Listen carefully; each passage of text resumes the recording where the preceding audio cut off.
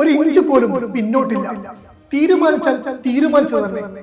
നരേന്ദ്രമോദി എന്ന ഭരണാധികാരിയെ കുറിച്ച് രാജ്യം കേട്ടുപഴകിയ ബിംബമാണ്. എന്നാൽ ജനങ്ങൾ തെരുവിലിറങ്ങി പോരാടിയപ്പോൾ ഈ ശക്തനായ ഭരണാധികാരിക്ക് എത്രയോ തവണ സ്വന്തം തീരുമാനങ്ങൾ തിരുത്തേണ്ടി വന്നിട്ടുണ്ട്. ഏറ്റവും ഒടുവിൽ ലേറ്റർ എൻട്രി ഉത്തരവും നീറ്റ് വിവാദത്തിലെ തീരുമാനങ്ങളും വരെ അതിന് തെളിവാണ്. ശക്തനെന്ന് അവകാശപ്പെടുന്ന നരേന്ദ്രമോദി സർക്കാരിനെ തെരുവിൽ മുട്ടുകുത്തിച്ച ആ ജനകീയ പ്രക്ഷോഭങ്ങൾ എന്തൊക്കെയായിരുന്നു കാണാം. കേന്ദ്രത്തിൽ നരേന്ദ്രമോദിയുടെ നേതൃത്വത്തിലുള്ള NDA ഭരണകൂടം അധികാരമേറ്റെടുത്ത ശേഷം നോട്ട് നിരോധനം, GST, ആർട്ടിക്കിൾ 370 റദ്ദാക്കൽ, പൗരത്വ ഭേദഗതി നിയമം തുടങ്ങി നിർണായകവും വിപ്ലവകരവുമായ പല തീരുമാനങ്ങളും നടപ്പിലാക്കിയിട്ടുണ്ട്. പ്രതിപക്ഷത്തിന്റെ കടുത്ത കടന്നാക്രമണങ്ങളെയും പാർലമെന്റിലെ ബഹളങ്ങളെയും അനായാസം അതിജീവിച്ചാണ് ഈ നിയമങ്ങളിൽ ഭൂരിഭാഗവും നടപ്പിലാക്കിയത്. എന്നാൽ കേവലം രാഷ്ട്രീയ എതിർപ്പുകൾക്കപ്പുറം കർഷകരും വിദ്യാർത്ഥികളും യുവാക്കളും അടങ്ങുന്ന സാധാരണ ജനങ്ങൾ തെരുവിലിറങ്ങി സമരം ചെയ്ത നിർണായക സന്ദർഭങ്ങളിൽ സർക്കാരിന് പലപ്പോഴും പിന്മാറേണ്ടി വന്നു.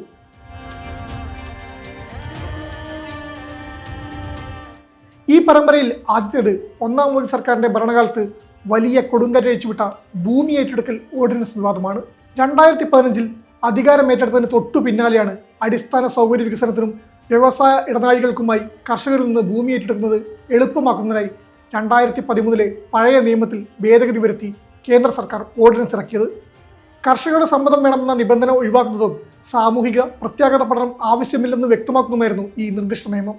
എന്നാൽ ഇതിനെതിരെ രാജ്യത്തുടനീളമുള്ള കർഷക സംഘടനകളും പ്രതിപക്ഷ പാർട്ടികളും അതിശക്തമായി തെരുവിലിറങ്ങി. കോൺഗ്രസ് നേതാവ് രാഹുൽ ഗാന്ധി സർക്കാരിനെതിരെ സൂട്ട് ബൂട്ട് സർക്കാർ എന്ന വിളിപ്പേര് നൽകി പ്രചാരണം ശക്തമാക്കിയതോടെ രാഷ്ട്രീയ സാഹചര്യം മാറി.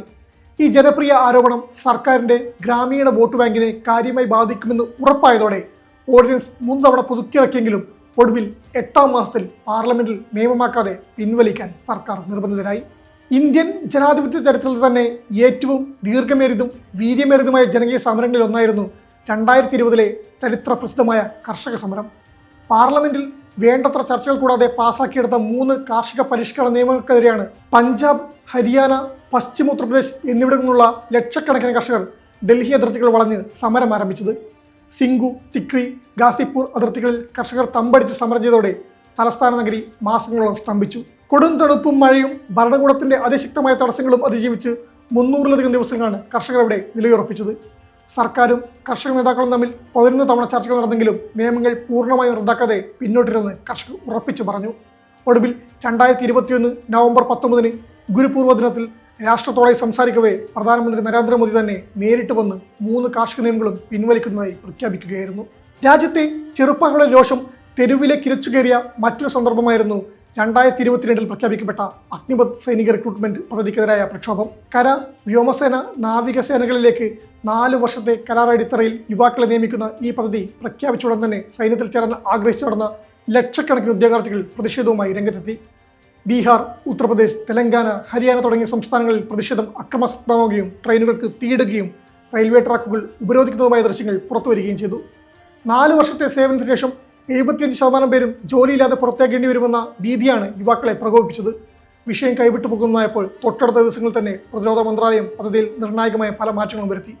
ആദ്യ വർഷത്തെ റിക്രൂട്ട്മെന്റിൽ പ്രായപരിധി 21 നിന്ന് 23 ഉയർത്തുകയും ജോലിയിൽ നിന്ന് പിരിഞ്ഞു പോരുന്ന അഗ്നിവീറുകൾക്ക് അർദ്ധസൈനിക വിഭാഗങ്ങളിലും മറ്റു പൊതുമേഖലാ സ്ഥാപനങ്ങളിലും 10% സംവരണം പ്രഖ്യാപിക്കുകയും ചെയ്താണ് സർക്കാർ യുവാക്കളുടെ രോഷം തണുപ്പിച്ചത്. പട്ടികജാതി പട്ടികവർഗ സംവരണ വിഷയത്തിൽ ഉയർന്നു വന്ന ചോദ്യങ്ങൾക്ക് മുന്നിൽ വെറും 48 മണിക്കൂറിനുള്ളിൽ തീരുമാനങ്ങൾ മാറ്റേണ്ടി വന്ന സംഭവമാണ് ഏറ്റവും ഒടുവിലത്തേത്. കേന്ദ്ര സർവീസുകളിലെ joint secretary, director, deputy secretary തസ്തികകളിലേക്ക് സംവരണ തത്വങ്ങൾ പാലിക്കാതെ ലേറ്ററൽ എൻട്രി വഴി 45ഓളം ഉദ്യോഗസ്ഥരെ നേരിട്ട് നിയമിക്കാൻ UPSC വിജ്ഞാപനം പുറപ്പെടുവിച്ചതോടെയാണ് വലിയ ഭിന്നതകൾക്ക് വഴി തുറന്നത്. പ്രതിപക്ഷ നേതാവ് രാഹുൽ ഗാന്ധിയുടെ നേതൃത്വത്തിൽ കോൺഗ്രസും മറ്റു പ്രതിപക്ഷ കക്ഷികളും ഇതിനെ ഭരണഘടനാ വിരുദ്ധവും സംവരണ അട്ടിമറിയുമായി ചിത്രീകരിച്ച് രംഗത്തെത്തി. ഇതിനു പുറമെ NDAയിലെ നിർണായക ഘടകകക്ഷികളായ നിതീഷ് കുമാറിന്റെ JDUവും ചിരാഗ് പാസ്വാന്റെ LJPയും ഈ തീരുമാനത്തിനെതിരെ പരസ്യമായി രംഗത്തുന്നതോടെ സർക്കാരിന്റെ അടിത്തറ സഖ്യകക്ഷിയുടെ എതിർപ്പും വരാനിരിക്കുന്ന സംസ്ഥാന തെരഞ്ഞെടുപ്പിൽ ദളിത് പിന്നോക്ക വോട്ട് ബാങ്കിലുണ്ടാകുന്ന വീഴ്ചയും ഭയന്ന് വിജ്ഞാപനം ഇറങ്ങി 2 ദിവസങ്ങൾ തന്നെ ലേറ്ററൽ എൻട്രി ഉത്തരവ് റദ്ദാക്കാൻ കേന്ദ്രമന്ത്രി ജിതേന്ദ്ര സിംഗ് UPSCക്ക് കത്തെഴുതുകയായിരുന്നു. വിദ്യാഭ്യാസ മേഖലയിൽ രാജ്യത്തെ പ്രകമ്പനം കൊള്ളിച്ച പ്രതിഷേധങ്ങൾക്കാണ് നീറ്റ് UGC നെറ്റ് പരീക്ഷാ വിവാദങ്ങൾ വഴി തുറന്നത്. നാഷണൽ ടെസ്റ്റിംഗ് ഏജൻസി നടത്തുന്ന പരീക്ഷകളിലെ ചോദ്യപേപ്പർ ചോർച്ചയും ക്രമക്കേടുകളും പുറത്തുവന്നതോടെ രാജ്യത്തെ 24 ലക്ഷത്തിലധികം നീറ്റ് വിദ്യാർത്ഥികളും 9 ലക്ഷത്തോളം നെറ്റ് പരീക്ഷാർത്ഥികളും തെരുവിലിറങ്ങി. ഡൽഹിയിലെ ജന്തർ മന്ദറിലും വിവിധ കേന്ദ്ര സർവകലാശാലകളിലും തുടർച്ചയായ ദിവസങ്ങളിൽ പ്രക്ഷോഭങ്ങൾ നടന്നു. പ്രതിപക്ഷ സംഘടനകളും വിവിധ വിദ്യാർത്ഥി പ്രസ്ഥാനങ്ങളും വിഷയം രാഷ്ട്രീയമായി ഉയർത്തിക്കാട്ടിയതോടെ കേന്ദ്ര വിദ്യാഭ്യാസ മന്ത്രാലയം കടുത്ത പ്രതിരോധത്തിലായി. സമരം വലിയൊരു ജനകീയ തരംഗമായി മാറും മുൻപ് അതിവേഗത്തിലുള്ള നടപടികളിലേക്ക് സർക്കാർ കടന്നു. ക്രമക്കേട് കണ്ടെത്തിയ UGC നെറ്റ് പരീക്ഷ ഉടനടി റദ്ദാക്കുകയും അന്വേഷണം മുഴുവൻ CBIക്ക് കൈമാറുകയും ചെയ്തു. ഒപ്പം NDA ഡയറക്ടർ ജനറലിനെ തസ്തികയിൽ നിന്ന് അടിയന്തരമായി മാറ്റുകയും പരീക്ഷ നടത്തിപ്പിൽ സുതാര്യത ഉറപ്പാക്കാൻ വിരമിച്ച ISRO മേധാവിയുടെ നേതൃത്വത്തിൽ ഉന്നതതല സമിതി നിയോഗിക്കുകയും ചെയ്തു. പക്ഷേ ഇതുകൊണ്ടൊന്നും പിന്മാറില്ലെന്ന് വിദ്യാർത്ഥികൾ ഉറപ്പിച്ചു പറഞ്ഞതോടെ വിദ്യാഭ്യാസ മന്ത്രി ധർമ്മേന്ദ്ര പ്രധാന് രാജിവെക്കേണ്ടി വന്നു. വ്യക്തമായ ഭൂരിപക്ഷത്തോടെ ഭരിക്കുമ്പോഴും പാർലമെന്റിൽ പ്രതിപക്ഷ ശബ്ദങ്ങളെ മറികടക്കുമ്പോഴും ജനകീയ പ്രതിരോധം ഉയർന്നു വന്നപ്പോഴൊക്കെ നരേന്ദ്രമോദി സർക്കാരിന് തങ്ങളുടെ ഉറച്ച നിലപാടുകളിൽ നിന്ന് ഒരു ഇഞ്ച് പിന്നോട്ട് പോകേണ്ടി വന്നിട്ടുണ്ട്. പാർലമെന്റിനേക്കാൾ വലിയ ശക്തി ജനങ്ങളുടെ തെരുവുകളിലെ പ്രതിഷേധങ്ങൾക്കാണെന്ന് ഈ സംഭവങ്ങളെല്ലാം നമ്മെ ഓർമ്മിപ്പിക്കുകയാണ്.